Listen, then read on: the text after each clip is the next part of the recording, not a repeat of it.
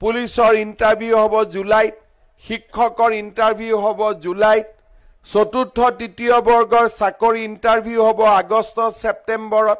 আজিৰ পৰা যেতিয়া 2.5 বছৰ আগতে অসমত ইলেকশ্যন হৈছিলে তেতিয়া মই অসমৰ ৰাইজক কৈছিলোঁ যে যদি বিজেপি চৰকাৰ আহে আমি 1 লাখ ল'ৰা ছোৱালীক চৰকাৰী চাকৰি দিম।